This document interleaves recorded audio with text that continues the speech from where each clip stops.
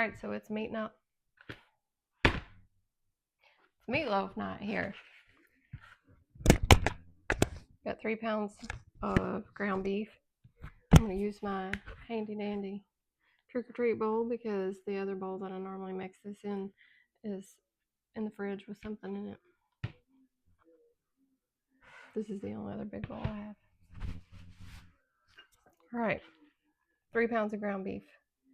This is super easy.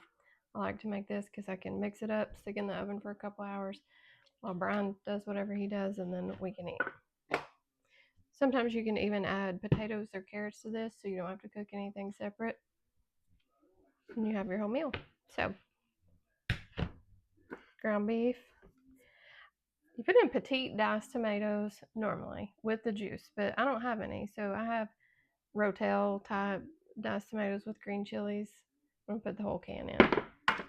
We like it spicy.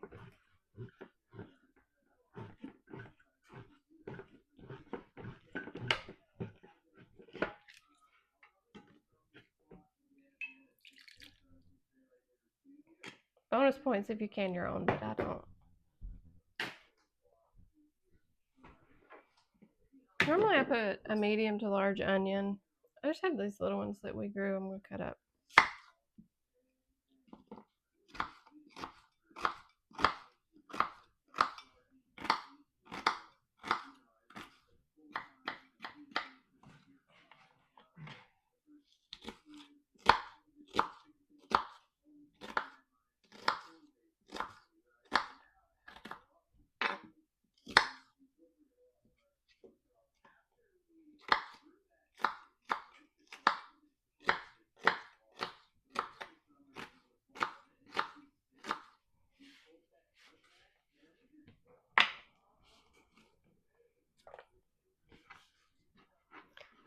You can make this however you want with as much onion and pepper as you want. If you don't like it, don't put it in.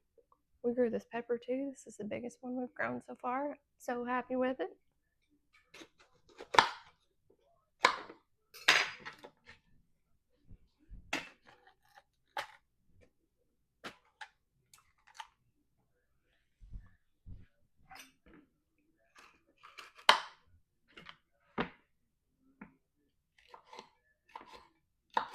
So I just dice these up kind of small. This is a dish you can do however you like. Those onions are stout.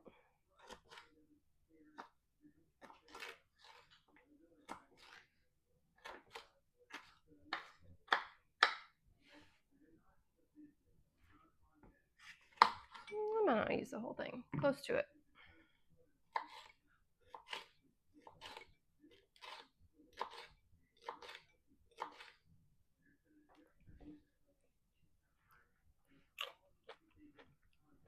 Good pepper.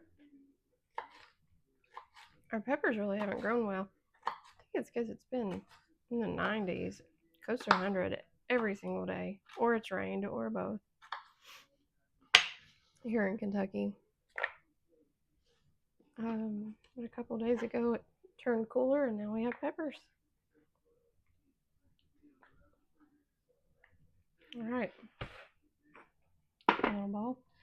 Put 1 egg in here. I always crack these eggs that we grow at home in a bowl first because sometimes you get a little surprise. And it looks good.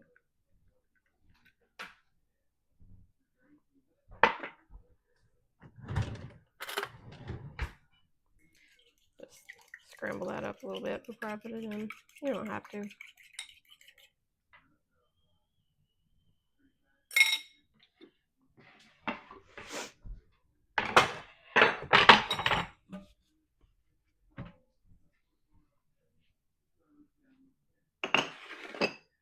Right.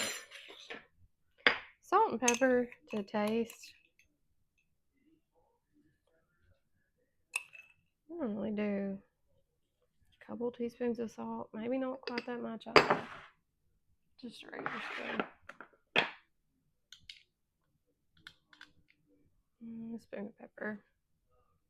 You can put garlic or garlic powder in this if you want. And I don't use breadcrumbs.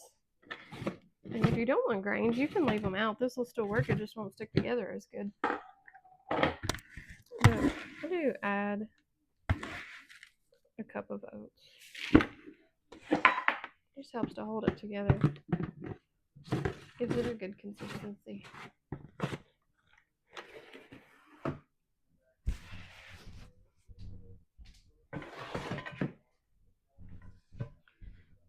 Put this in any kind of baking dish you want. Some people use those broiler pans that catches all the grease. I like for it to cook in the oil, the grease, the hamburger grease. So I just use my big cast iron coated stock pot thing. I mix this with my hands. And with the whole can of tomatoes and juice, it's pretty liquidy. That's okay. That'll soak in. Keeps your meatloaf from being dry and gross.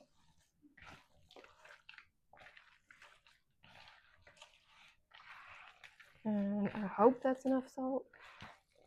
I always hope it's enough salt, but you can't taste it. Try it till it's done.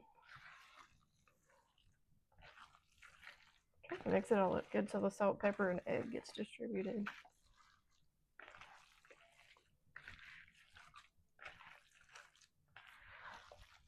And dump it right in my big pot.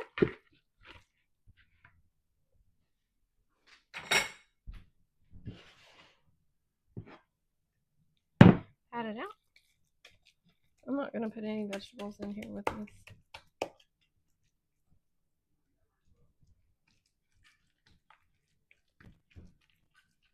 I'll just make it to a loaf like that. And wash my hands.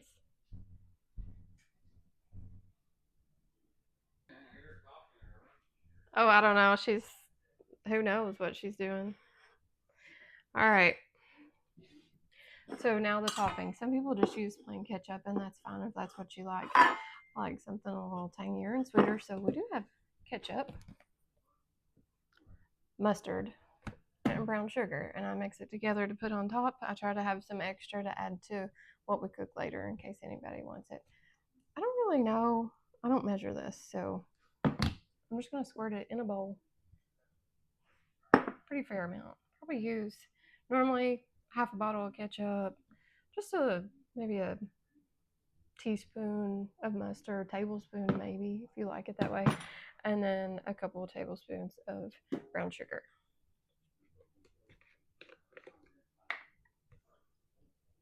I wonder what honey mustard tastes like in there. I put Dijon. Do you want me to use that instead? Have you ever done it before? Yeah.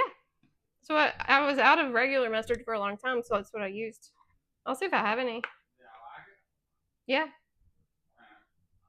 Or you can use Dijon mustard, honey mustard, whatever you want. It's your meatloaf. Today it's Brian's meatloaf, so we'll put Dijon. I don't have any honey mustard. None of those. Not the sauce and the meat. No. No, thank you.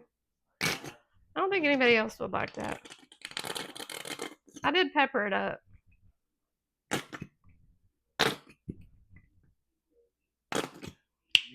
The bottle's full of air. I had Dijon. It's nearly full. I don't know what that was about. Brown sugar. I keep it in a big jar. This is the best part. This is what makes it good. Way better than plain ketchup. There. About 2 tablespoons. Mix it up. Don't sling it everywhere.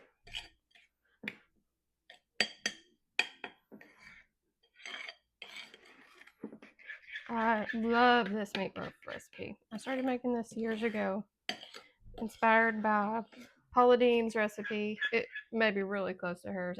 I'm not sure. I followed hers once, and then I just kind of went from there. Like, I don't know how many years ago. 10 years ago, 15 years ago. More than 10.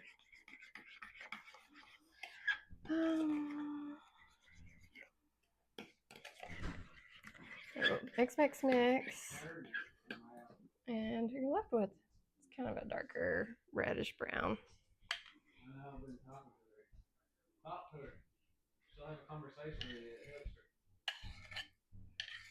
It's just a conversation. They look really good. Pretty. You grow them after you shade them there yesterday? Did you grow new ones? What? I found your eyelashes. I just found them laying there. After you shed them. Alright. So I just poured part of this on. I did save some for later in case anybody wants it. I will not put this spoon back in this bowl after I do this. So I did pour it on. I poured it on the top and then I spread it around. You can use as much or as little as you like.